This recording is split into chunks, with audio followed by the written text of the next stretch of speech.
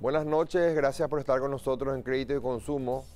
Eduardo Valenzuela nos acompaña el día de hoy, un consultor referente del mercado financiero. Luego de la presentación comenzamos con el programa. Créditos y Consumo. Auspician VIXA. Crediágil. Credisolución a tu alcance. Carsa. Ibiza.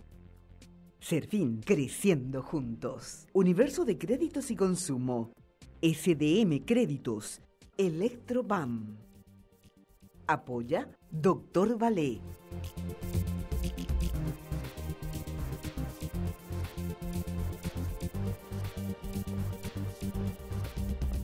Esta noche nos acompaña Eduardo Valenzuela. Eduardo Valenzuela es un referente del sector cooperativo, pero también asesora a muchas entidades de crédito de nuestro mercado financiero. Estaremos analizando con Eduardo varios temas.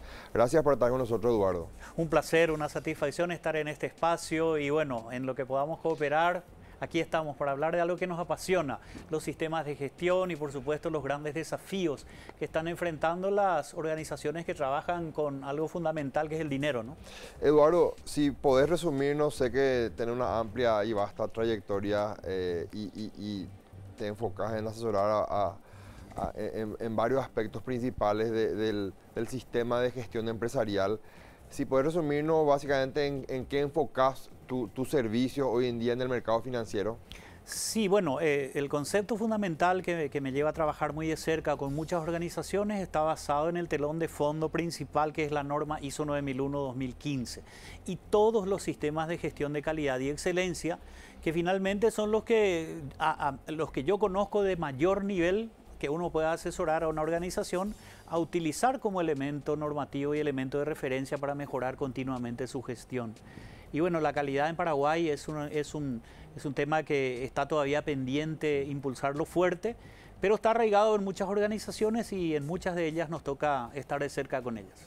El capítulo de la ISO 9001 quiero dedicarle el próximo bloque íntegro a ese porque creo que es muy interesante. Quiero escuchar un poco tu opinión, Eduardo. ¿Cómo ves el mercado de créditos de consumo actualmente en nuestro país, luego ya de 2 años de situación de pandemia? Súper interesante este análisis de contexto, pues desde marzo del año pasado que estamos sintiendo esa retracción importante. Hubo una inyección de fuente de recursos interesante, sin embargo, los aspectos fundamentales asociados al riesgo crediticio, que son los elementos que cambian el modelo de gestión en pandemia, eso saltó a un nivel importante y eso hace con que las organizaciones necesiten una adecuación sobre su concepto, sobre su sistema de trabajo, sobre su estrategia y ahí hay que ver cómo trabajarlo de buena manera ahora en la salida del túnel, ¿no? Y cuando hablamos trabajar mucho mejor, trabajar de buena manera, significa esta apuesta fundamental por conocer todos los aspectos fundamentales del cliente potencial. Y ahí necesitamos trabajar mucho más en información, en el perfeccionamiento de la información, en el análisis de riesgo adecuado y por supuesto también considerando la realidad que tiene que ver con un gran número de potenciales prestatarios que están en la informalidad y que es muy difícil evaluar un crédito basado en elementos informales, ¿no? Entonces hay que trazar ecuaciones ahí súper interesantes, innovadoras y creativas para que podamos llegar a todos esos segmentos y poder potenciar, por supuesto, el desarrollo crediticio en ese segmento. Eduardo, generalmente en tu rubro, que es el de crear plataformas que ayuden a una mejor gestión empresarial, fuera del aire me decía, inclusive desde una empresa de menor rango a una entidad financiera, pero yo supongo que esta situación que venimos atravesando hace un tiempo, que nos obliga a centrarnos en la realidad del consumidor de créditos, también a ustedes les obligó a reformular ciertos parámetros que ustedes en principio establecieron para un proceso de política de crédito. O sea, ustedes se vieron obligados a ayornarse a la realidad del consumidor de crédito. De hecho, las normas, que después la vamos a especificar un poco mejor, están hechas por técnicos y genios de todos los países del mundo y sus comités de espejo. Y tiene una lógica en el uso de las herramientas que permiten atender esto que estás planteando, Stephen. Resulta que a medida que el contexto cambia, hay que revisar y reordenar los planes. Y si hay algo que aprendimos durante la pandemia es que los planes están hechos para ser rotos, ¿sí? Sí. Los planes de marzo del año pasado, bueno, se rompieron ahí y comenzaron a actualizarse y adecuarse. El contexto es fundamental para que uno pueda planificar adecuadamente. Y ahí en el contexto es cuando se identifican los riesgos y las oportunidades. En general, lastimosamente podemos decir eso, hoy por hoy en el sector financiero lo que más hay, lo que es nuevo y lo que se acelera es el riesgo crediticio, ¿sí? Y hay tendencias súper importantes e interesantes de mirarlo, levantar la cabeza y mirar América Latina, mirar Colombia, Chile, México, cómo están operando ya y desde una lógica de riesgo one-to-one, riesgo uno a uno, ¿verdad? Y es una cuestión que se viene y que es un llamado a las compañías que asisten y que auspician estos programas y que están de cerca en la intermediación financiera a ir pensando en ese nivel. Y eso significa conocer al cliente potencial hasta... De hecho, hay datos y hay información porque se le pide absolutamente todo, ¿verdad? Sí. Y el asunto es que esa información tiene que ser procesada para que las decisiones inteligentes puedan ser adoptadas en esa función. Y la tecnología se vuelve un factor clave porque fíjate que un banco que analiza 10 carpetas de crédito por semana es muy diferente la situación en un banco a una casa de crédito que te analiza 100 carpetas diferentes por semana. De crédito de 5 millones versus crédito de 100 millones. Entonces se vuelve compleja la posibilidad de hacer el conocimiento personalizado de cada uno de tus clientes. Pero yo creo que esta cuestión de riesgo permanente en el sistema también genera una cuestión predominante. Fíjate que en su momento estuvieron acá exministros de Hacienda, también estuvo el presidente del INCOP hace poco, y ambos nos hablaban de la liquidez excesiva que hoy en día tienen los bancos y financieras y también las cooperativas.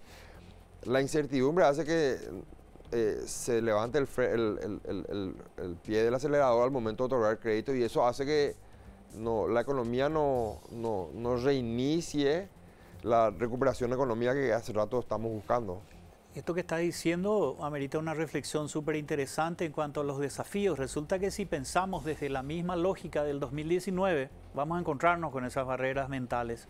Y el del diseño de productos y servicios, que si lo hacemos desde la misma lógica del 2019, vamos a encontrarnos con eso. Por eso el gran llamado a la innovación tecnológica, a la búsqueda de mejores condiciones de conexión y puente con los clientes para que se facilite y sobre todo en la pandemia estamos obligados a mirar donde hay retrabajo, donde hay sobrecosto. Y donde haya sobrecosto, pues hay que cortar para poder generar los ingresos adecuados. Y en ese sentido la tecnología nos está mostrando hasta ahora que es una herramienta poderosa para atacar esa situación. Hemos visto y tenemos referencias importantes en Santiago y en Chile, hay cooperativas gigantescas que trabajan un concepto denominado fábrica de créditos, ¿verdad?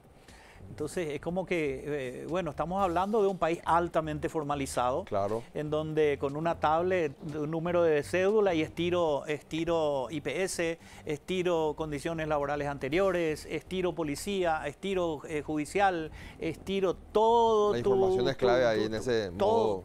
Con ese número yo conozco todo de vos y puedo enviar a la central o a la fábrica de créditos, a donde una mesa de analistas quita una decisión en 20 minutos con un riesgo aceptable. La Big Data es predominante en ese esquema de negocio, es fundamental.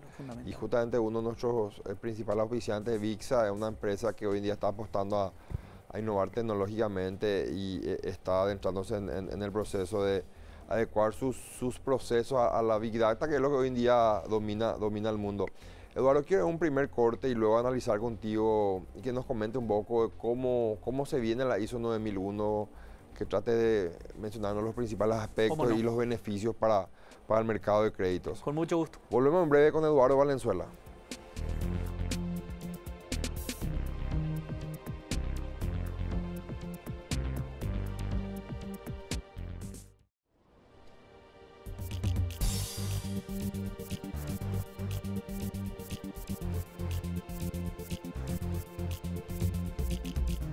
Continuamos con nuestro invitado. Eduardo, se viene la ISO 9001, digo se viene porque hoy en día es lo que más se está hablando.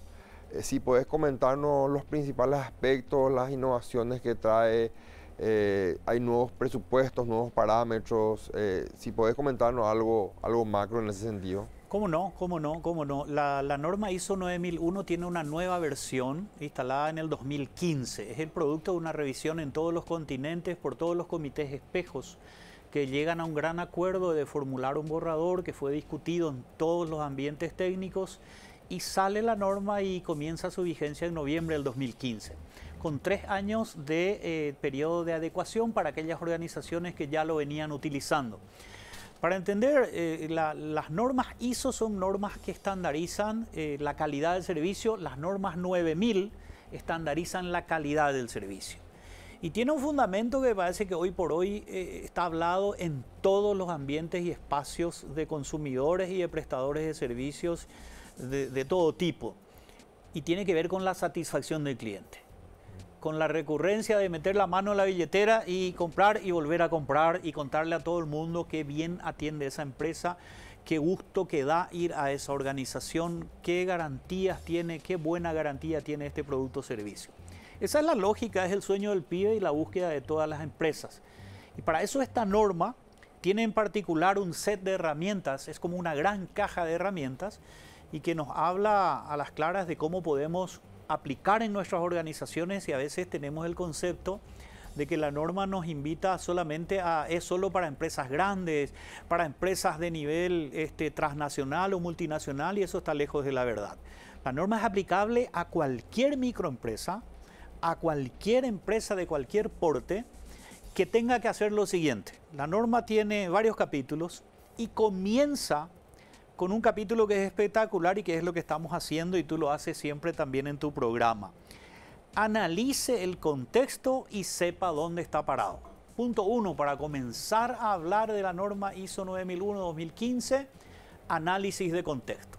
El análisis de contexto interno y externo implica conocer las variables del entorno, conocer todos aquellos riesgos y oportunidades que afectan o pueden afectar a la empresa en el desempeño y en la oferta de su producto, y a partir de la identificación de riesgos y oportunidades, generar planes que lo atiendan por nivel de prioridad. Ahí va el otro capítulo, que es la planificación, ¿sí? Planificación, sea ella estratégica, planificación táctica, planificación operativa, que responda entonces a atender ese contexto que fue analizado. No es un plan por el plan, sino responde a un plan, a un análisis de contexto, digamos que priorizado por niveles de riesgo y oportunidad. Ese plan y ese análisis de contexto tiene que operativizarse. Entonces se lleva a la lógica del círculo de plan, acción. Y esa acción, esa operación, para que se dé, tiene que funcionar muy bien 3 grandes elementos. Lo fundamental a nivel de recursos, el talento humano, la gente. Y acá la norma de calidad, como es sabia, y siempre digo eso, la norma, no podés lograr calidad si no tenés gente preparada técnicamente. Entonces establece unos criterios de gestión del conocimiento, conciencia de la situación actual, compromiso organizacional para eso, por supuesto, y la aplicación en la práctica de la política de calidad definida por la organización. Ahí hay grandes desafíos relacionados con el ambiente de trabajo, por ejemplo, en este periodo, la salud mental del colaborador, el chico que sale de la casa a las 5 de la mañana, cruza la ciudad con ómnibus, no sabemos si se va a contagiar, no se va a contagiar, tiene que atender a la gente, está ahí, y ahí es cuando la empresa de calidad está cerca de su colaborador. Te suma una complicación. Claro. En un año y medio anteriores, el home office, o sea, ¿cómo calificas el ambiente laboral de una persona que está trabajando desde su sala y el gerente está?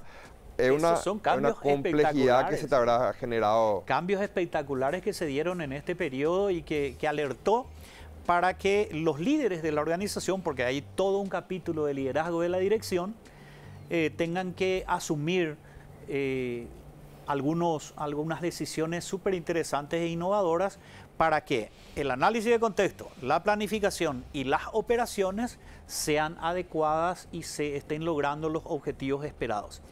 Las organizaciones que trabajan calidad, todas tuvieron una rápida reacción, las que yo conozco tuvieron una muy rápida reacción a la situación COVID porque están acostumbrados, tienen el entrenamiento para identificar cuestiones del contexto, ¿sí? Sin embargo, la cuestión del talento humano continuó siendo un desafío y continúa siendo un desafío importante en Paraguay a nivel de las dos letras C, digamos, competencia y compromiso, C por C. Hay una lógica interesante, uno puede ser muy competente, puedo tener 0 compromiso. Si soy 10 en competencia y 0 en compromiso y no me servís, ¿verdad? Y de la misma manera puedo no tener tanta competencia, pero estoy muy comprometido. Entonces tengo que buscar el equilibrio en ese aspecto del talento humano. El otro tema clave tiene que ver con los procesos tecnológicos de infraestructura edilicia y infraestructura tecnológica, ¿verdad? Las condiciones adecuadas para operar en la relación cliente-proveedor. Y en el periodo de pandemia vimos cómo tuvimos que adecuarnos. Sí. Tuvimos que adecuarnos rápidamente. Las oficinas físicas, y es una tendencia que probablemente se va acentuando, en donde las oficinas físicas van dejando espacio para la oficina virtual, sí. Para el celular. Ahí tenés la sucursal de tu próximo centro de servicio, lo tenés en la mano. Y eso significa una adecuación importante.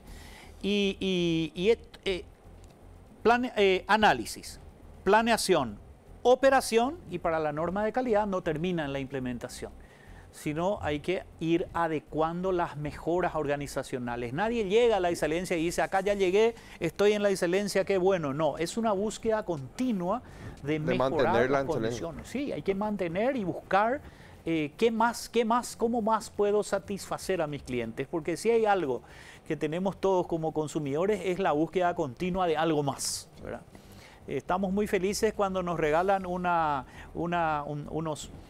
jaboncitos adicionales al jabón grande y después de 3 meses decimos, jaboncito adicional, no hay otra cosa más. Claro. Parece que siempre estamos buscando algo nuevo, y ahí está el desafío de las organizaciones en el diseño.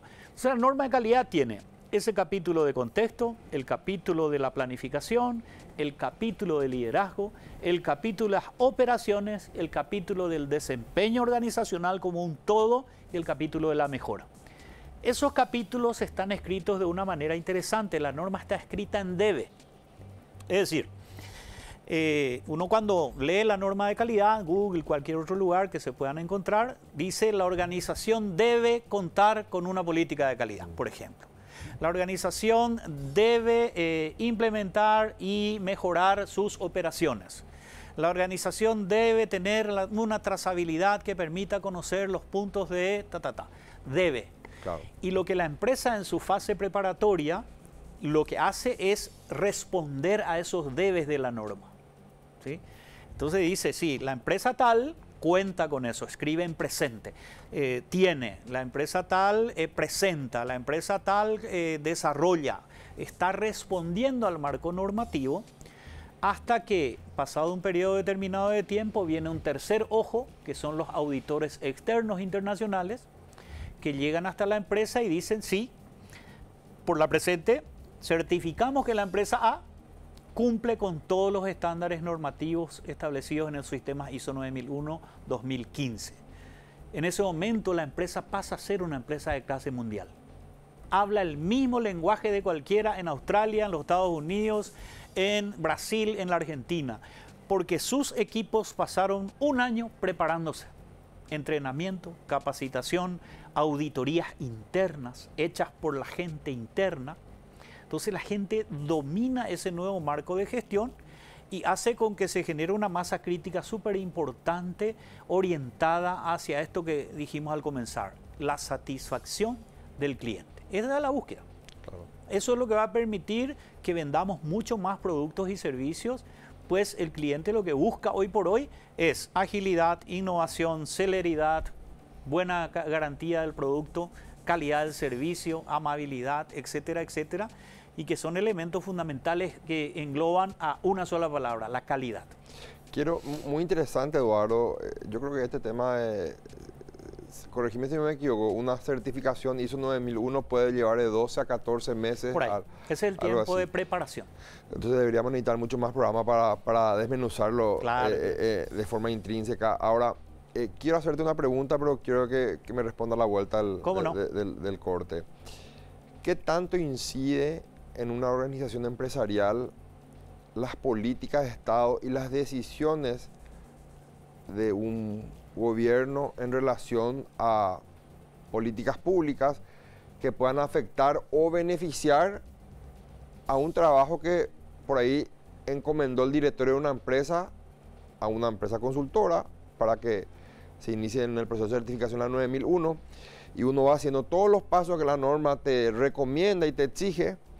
Pero ¿qué pasa cuando las políticas de Estado a través de sus entes públicos no colaboran con ese camino que uno quiere? Entiendo perfectamente la si me consulta. hace entender. Entonces, a la vuelta a la pausa quiero darte unos ejemplos y escuchar tu respuesta. ¿Cómo no? ¿Cómo no? Volvemos en breve con Eduardo Valenzuela.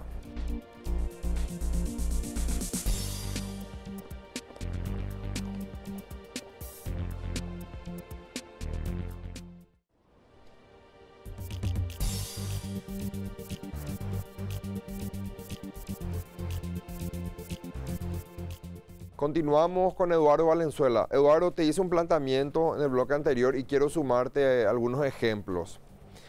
Fíjate que, imagina, este es un programa que se enfoca principalmente en empresas de crédito, entidades financieras, en el mercado de créditos y consumo. Correcto.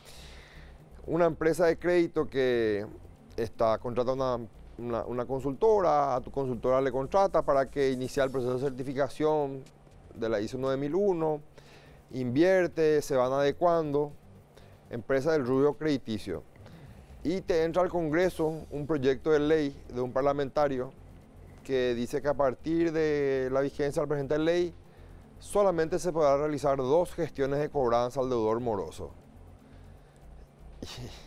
O te aparece una normativa que te limita a ciertas cuestiones del crédito, medidas populistas, a eso me refiero, Eduardo. ¿Y qué tanto incide la política de Estado en el trabajo de ustedes? Es fundamental, es fundamental. Nosotros esperamos que el Estado sea un Estado que haga su rol como corresponde, y dejar que las organizaciones puedan desarrollarse, puedan crecer y puedan continuar satisfaciendo a los requerimientos y las expectativas de sus clientes y las comunidades en las que están. Y solemos encontrarnos, pero esto que me estás comentando nos encontramos hace poco, cuando el Estado regula las tasas de tarjetas de crédito, es espectacular, ¿verdad? Porque los bancos casi que están sufriendo muchísimo, y las cooperativas ni qué decir, ¿verdad? Y hace poco nos salvamos de una nueva regulación que pretendía también regular las tasas de interés o el spread financiero hacia abajo, basado en algunas argumentaciones que nos ha tocado ver, que no sabemos a veces quién les prepara ese tipo de datos, ¿verdad? Sí. Por suerte esa normativa se retiró, pero es a lo que están expuestos todas las empresas en este país, a que una regulación, entre comillas, en negrita y subrayado, salga totalmente torcida y pueda afectar el desempeño de sectores organizacionales de acuerdo a ciertos intereses que lastimosamente se instalan. Cuando hablamos de los sistemas de calidad, hay una herramienta poderosa que ayuda a identificar con cierta mirada anterior, digamos de manera preventiva, este tipo de cosas que tiene que ver con el análisis del contexto. Cuando uno analiza el contexto estratégico para generar un plan, usamos una herramienta, hay varias, ¿verdad? Pero hay una de las herramientas, usamos las variables políticas, ambientales, sociales, tecnológicas, económicas y legales del contexto. Y en las variables políticas y en las variables legales, ahí tenés, cuando hay una dinámica que se mueve de manera inestable, los planes van a tener que contemplar eso y van a tener ahí el cheque. Mira que el Congreso está en la agenda parlamentaria tal o cual cosa, ¿verdad? Claro. Entonces hay que estar muy alertas para actuar en consecuencia, tanto de manera preventiva o para al mismo tiempo también, por el otro lado, aprovechar si hay oportunidades. Pero estamos expuestos a eso, estamos expuestos todos los sectores, y ojalá que haya más luces, y en ese sentido siempre bregamos y estamos muy disponibles y ofrecemos siempre nuestra posición, sobre todo el sector donde yo trabajo más, que es el sector de la economía social, en donde hay normas internacionales. La Organización Internacional del Trabajo tiene una recomendación muy interesante para los tomadores de decisión a nivel gobierno, para trabajar con las empresas de economía social, y es una recomendación del cual Paraguay es signatario. Entonces, bueno que los senadores, los diputados, todos aquellos que son los que debaten y asignan una ley, pues tengan siempre el telón de fondo y el conocimiento de a quienes afectan cuando están promulgando una norma determinada. Eduardo, mencionaste en reiteradas ocasiones la importancia de analizar el contexto actual para implementar ciertas normas. Y si me equivoco, corregime, Eduardo, entiendo que la ISO 9001, a diferencia de las anteriores, no solo ya se enfoca en crear normas y procedimientos, sino también en una cuestión de resultado. Okay. Sí, totalmente, y es así como estás mencionando, Esteban. Anteriormente, uno de los grandes focos era la documentación integral de la organización, en todo sentido, desde el organigrama, la estructura, la arquitectura organizativa, los manuales de puestos, las funciones, los procedimientos. Entonces la gente se alocaba haciendo papel, documentación, hasta que en algún momento eso fue observado y dije, ¿qué nos sirven todos los papeles si no estamos logrando resultados? ¿Sí? Ahí viene el gran cambio normativo, es el gran cambio de la norma. Para que tengas una idea, la versión de la norma 9001-2008, que es la anterior, el primer capítulo era el control de la documentación, el manual de calidad y el control de la documentación. El primer debe, digamos. Claro. En este momento, ese debe documental fue al medio de la norma, al fondo, ¿verdad? En un capítulo ya como un anexo, digamos, que una especie que no es algo que no es tan importante, porque ¿de qué te sirve? Tenés absolutamente documentado todo, pero tus clientes están insatisfechos y no tenés resultados económicos, financieros o ambientales o sociales.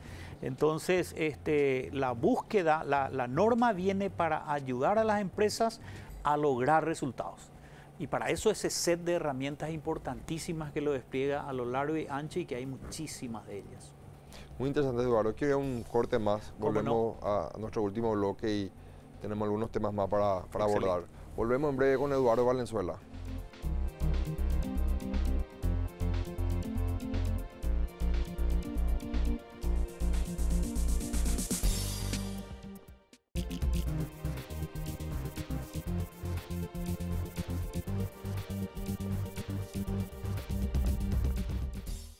Llegamos a nuestro último bloque. Eduardo, quiero no dejar escapar la oportunidad para tocarte un tema. Como estás muy adentrado en la cuestión de ahorros, créditos, tenés mucha expertise en ese sentido. La informalidad es un mal que incidió bastante en esta pandemia, en el momento del análisis de una carpeta de créditos. Y también la falta de información. Yo te decía en el bloque pasado, generalmente, es decir, estuvieron los mecanismos de financiación FISALCO, FOGAPI, habrás escuchado hablar. Sí. Y que no tuvieron probablemente el auge que se pretendió, fueron muy importantes, pero la informalidad fue el principal tropiezo. Y me decía mucha gente, yo quiero ser formal, yo quiero ser sujeto de crédito, pero es muy cara la formalidad en nuestro país.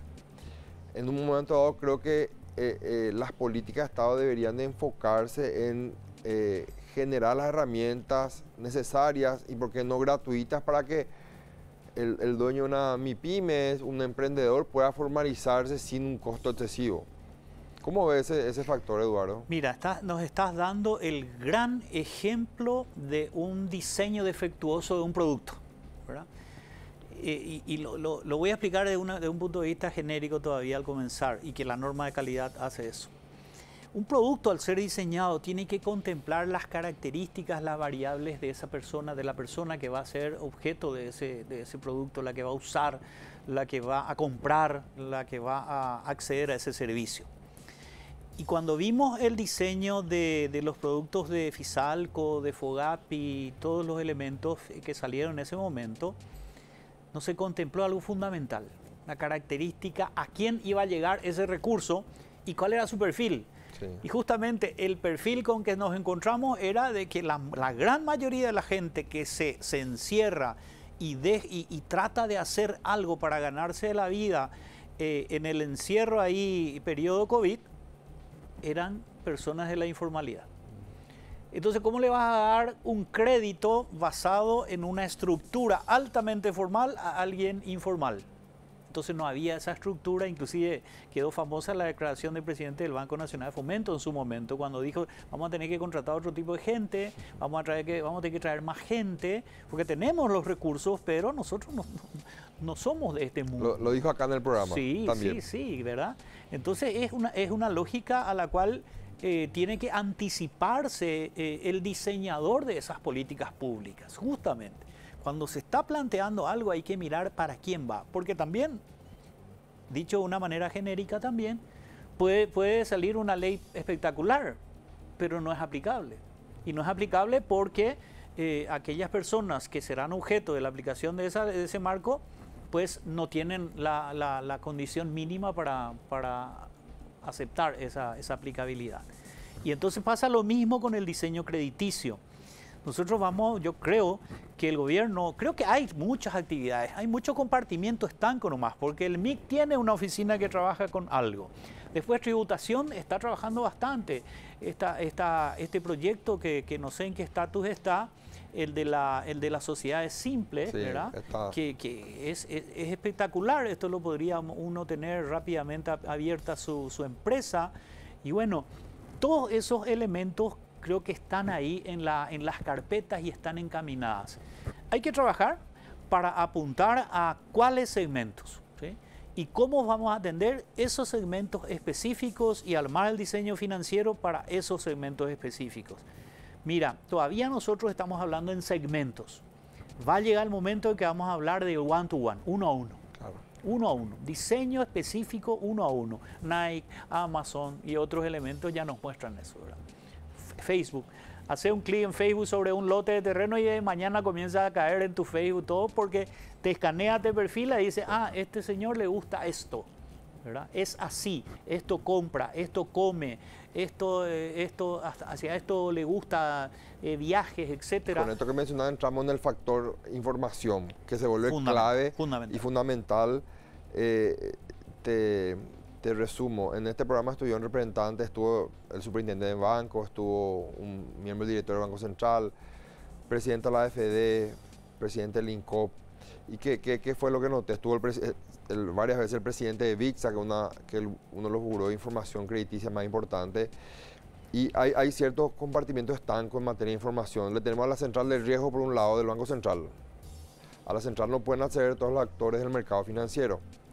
El INCOP está con una central de riesgo, llamémosle fallida, porque intentaron y no pudieron hasta ahora. No. Le tenemos a VIXA como una empresa que está en el mercado, que le tiene como cliente a algunos bancos, financieras y todas las casas de crédito más importantes, pero no están todos tampoco los actores. Entonces tenemos que los actores de crédito al momento de solicitar la información sobre Eduardo Valenzuela no tienen una información consolidada y eso genera un riesgo alto al momento del otorgar el crédito. ¿Cómo lo analizan ustedes el espectro del certificador en la ISO 9001? Hay un gran pendiente en el manejo clave de la información, de manera de que justamente el perfeccionamiento de la información para la firma de aprobado de este crédito, con tal nivel de riesgo, X nivel de riesgo, es fundamental. Y hoy por hoy estamos careciendo de esa problemática que lo mencionás muy bien. Las organizaciones necesitan trabajar basado en un principio fundamental del modelo cooperativo, el modelo de la ayuda mutua, el modelo de la acción solidaria, el modelo de hombro con hombro, el trabajo conjunto, ¿verdad? Porque a veces también nuestras barreras mentales nos llevan a decir, no, eso no se puede. Ok, no se puede solo, pero juntémonos, busquemos aliados, busquemos iniciativas público-privadas, que podamos llegar. Lo principal es que todos estemos de acuerdo sobre que eso es fundamental e importante para un sistema financiero sólido, regulado, sólido, convergente hacia objetivos comunes. El problema es que como tenemos tantos intereses, todo el mundo estira, ¿verdad? Famoso país latinoamericano, pero necesitamos trabajar juntos en estas soluciones. Muy interesante, Eduardo, la entrevista. Gracias por estar con nosotros. Vamos Para mí es grato haberte conocido y vamos a estar requiriendo de tus opiniones en muchos programas más. Y desde ya nuevamente te agradecemos por el tiempo. Mira, mucho gusto, muchísimas gracias a la gente que acompaña este espacio. Y bueno, el desafío grande, y yo siempre le digo a la gente al cerrar, exijamos la calidad del servicio en todo lo que hagamos. El transporte, de la salud, del servicio de seguridad, de todo lo que nos toca como ciudadanos y como consumidores. Hagamos la calidad de este país, coloquémosla en lo más alto. Gracias, Eduardo. A ti, un placer. Esta fue la entrevista con Eduardo Valenzuela. Gracias por acompañarnos. Nos vemos el próximo jueves, 21 horas, por este canal. Crecer presentó Créditos y Consumo. Auspician Bixa. Crediágil. Credisolución a tu alcance. Carsa. Ibiza. Serfín, creciendo juntos. Universo de Créditos y Consumo. SDM Créditos, Electrobam. Apoya Dr. Valé.